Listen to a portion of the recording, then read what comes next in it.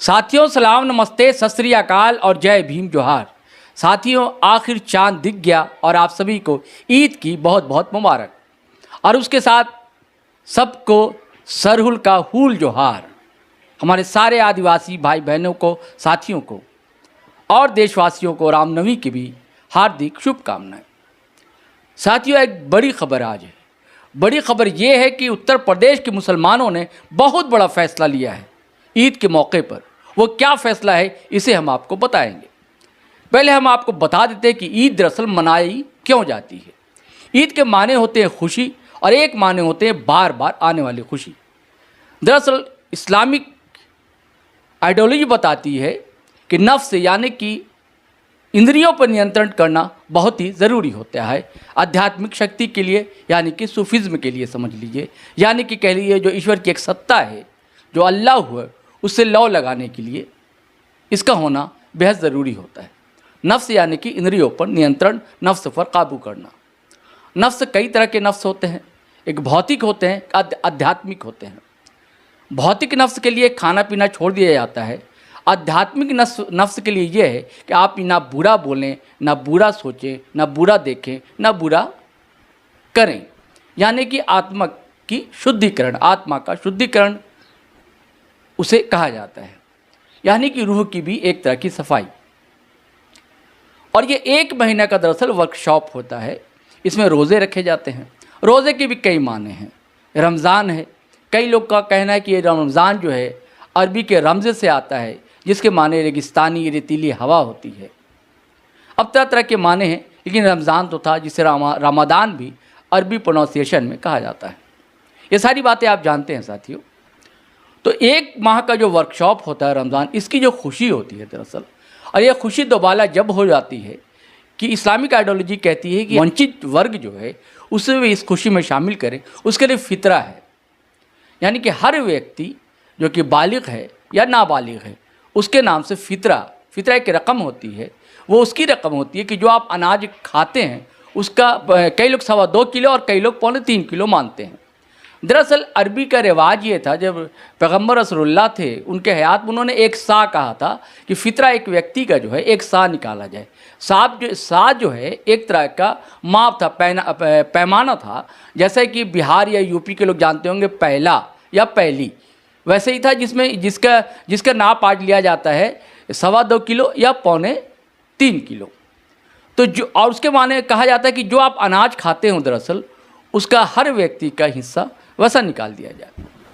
और साथ ही एक और रिवाज रहा है रमज़ान के दिनों में कि साल भर की जो आपकी आमदनी है, ज़रूरियात के खर्च के बाद अगर आपके पास बच जाता है तो उसका 2.5% आपको निकालना होता है। 7.5 तोला सोना कहा जाता है, उसकी जो रकम होती है आज जो मार्केट में है उसके मुताबिक आपके पास अगर बच जाती है चीज़ें, वो किसी भी शक्ल में हो, तो उसका जो 2.5% है आपको देना है। दरअसल ये साल में आप किसी भी माह दे सकते हैं, लेकिन रमज़ान में इसलिए इसके रिवाज है ताकि जो गरीब हैं वो भी ईद को अच्छे ढंग से आपके साथ मना सके। तो साथियों ये बड़ी खबर क्या है दरअसल, जो मैंने पहले आपसे कहा उसे मैं बाद में बताऊंगा। इससे पहले आपसे गुजारिश है, आग्रह है कि हमारे यूट्यूब चैनल जो है GT रोड लाइव, उसे ज़रूर सब्सक्राइब कर लीजिए और साथ ही फेसबुक पर देख रहे हैं तो उसे फॉलो करना हरगिज़ ना भूलें। और साथियों हमारा वीडियो आप ज़रूर शेयर किया कीजिए, लाइक किया कीजिए और कमेंट किया कीजिए। और यदि आप हमारे सफ़र में साथ देना चाहते हैं तो थोड़ी बहुत आर्थिक मदद कर सकते हैं। हमारे UPI नंबर है 8083557257। आप गूगल पे, फ़ोनपे कर सकते हैं। अब साथियों हम बताते हैं कि उत्तर प्रदेश के मुसलमानों ने क्या फ़ैसला लिया है और उसके क्या इस्लामिक की रवायत, परंपरा या इतिहास क्या रहा है, ये भी हम आपको बताएंगे। साथियों दरअसल उत्तर प्रदेश के मुसलमानों में कई जगह के मुफ्तियों ने, काजियों ने, कानपुर शहर है, मुरादाबाद है, लखनऊ है, कई शहर है जो बड़े शहर हैं, कस्बाई शहर हैं, सभी जगह के मुफ्ती लोगों ने, काजी लोगों ने, जो शहर काजी हैं, उन लोगों ने मीटिंग की और उसके बाद फ़ैसला ये लिया कि सड़क पर जो नमाज होती है ईद की, चाहे मस्जिद के बाहर हो चाहे ईदगाह के बाहर हो, तो सड़क पर नमाज ना अदा किया जाए और नमाज जो है दरअसल 2 शिफ्ट में या 3 शिफ्ट में कर लिया जाए। ये बहुत ही अच्छा फ़ैसला है। उनका कहना यह है कि इससे आने जाने वाले लोगों को, जो राहगीर हैं, मुसाफिर हैं, उनको दिक्कतें होती हैं और शहर में और भी लोग रहते हैं, उन्हें किसी तरह की परेशानी ना हो। अब इसको लेकर एक तरफ जहाँ स्वागत किया जा रहा है, इसका इस्तकबाल किया जा रहा है, दूसरी तरफ कुछ लोग ये भी हैं कि क्या सड़क डिस्टर्ब जो है क्या ईद के वक्त ही होती है या नमाज के वक्त ही होती है। नमाज जबकि 5 से 10 मिनट की होती है, इससे ज़्यादा का वक्फा या अवधि नमाज की नहीं होती।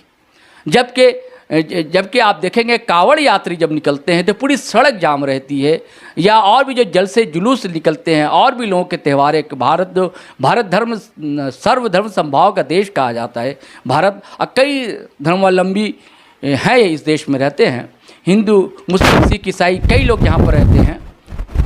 तो वो लोग भी जो है अपने पर्व त्यौहार मनाते हैं, सड़कों पर मनाते हैं। कई अभी हमने एक डिबेट में सुना, कई पत्रकार कह रहे थे कि भाई जागरण भी होते हैं और उससे डिस्टर्ब होता है, कोई बात नहीं। हमारा कहना ये है कि अगर नमाज नहीं पढ़ते तो बहुत ही अच्छा फ़ैसला है ये। अब इसका इस्लामिक इतिहास क्या है, रवायत क्या रही है, ये मैं आपको बताता चलता हूँ। साथ ही एक बार किस्सा मिलता है, जब प्रॉफिट मोहम्मद रसूलुल्लाह जब थे हयात थे, वो दुनिया में थे, तब की बात है कि एक सड़क से वो गुज़र रहे थे। तो उनके जो सहाबी थे, कुछ सहाबी कहा जाता है उस दौर में जो उनके शिष्य रहे, उनके साथी रहे, उन्हें सहाबी कहा जाता है। तो कुछ सहाबी सड़क पर खड़े हुए थे, तो सहाबियों ने रसूलुल्लाह को सलाम बजा लाया, सलाम कहा। रसूलुल्लाह ने उनके सलाम का जवाब नहीं दिया और आगे बढ़ गए। सहाबियों को अच्छा नहीं लगा, पीछे पीछे दौड़े कि या रसूलुल्लाह, हमसे क्या गुस्ताखी हो गई है, क्या गलती हो गई है कि आपने सलाम का जवाब नहीं दिया।